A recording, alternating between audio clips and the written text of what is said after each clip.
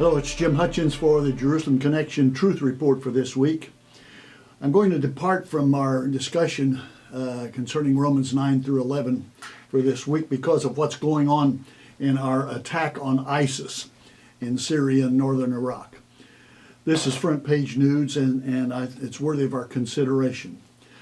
Better late than never. I commend the President for doing what he's doing.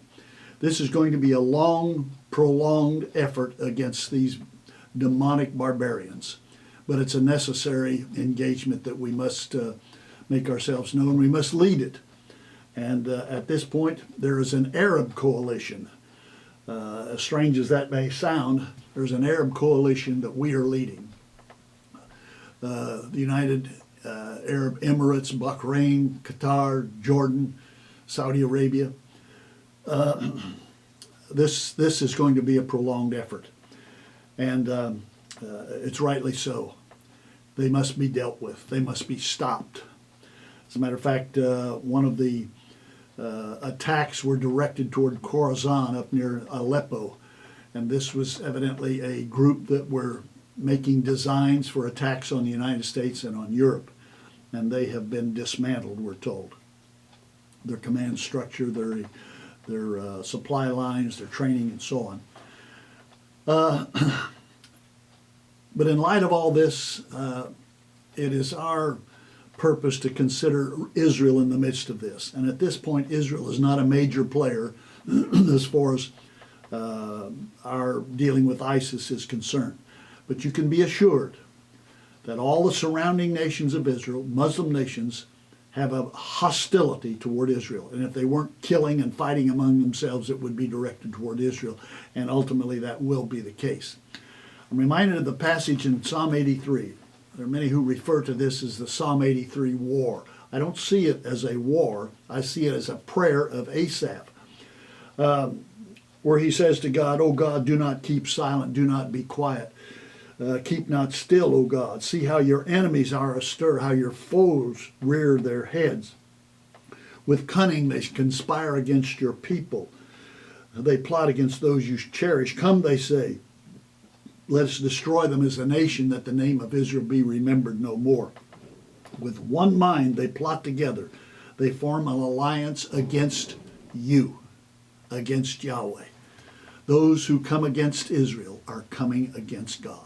That's pure and simply what the scriptures indicate. Then Asaph goes on to name the surrounding nations. All of them are alive and well today. Maybe they don't have the same names, but they all surround Israel.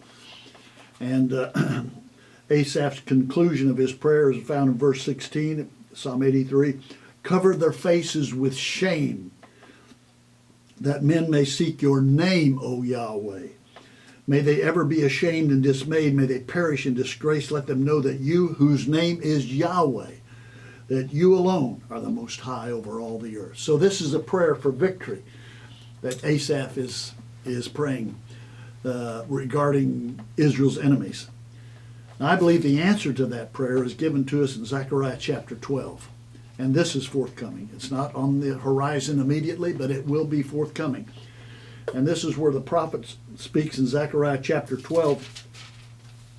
And he says, verse 2, "I'm going to make Jerusalem a cup that sends all the surrounding peoples reeling. Judah will be besieged as well as Jerusalem. On that day when all the nations of the earth are gathered against her, I will make Jerusalem an immovable rock for all the nations, and all who try to move it will injure themselves.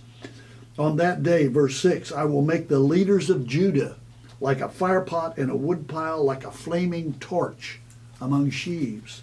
And they will consume right and left all the surrounding peoples, but Jerusalem will remain intact in her place." Now that's yet to come. That's after ISIS.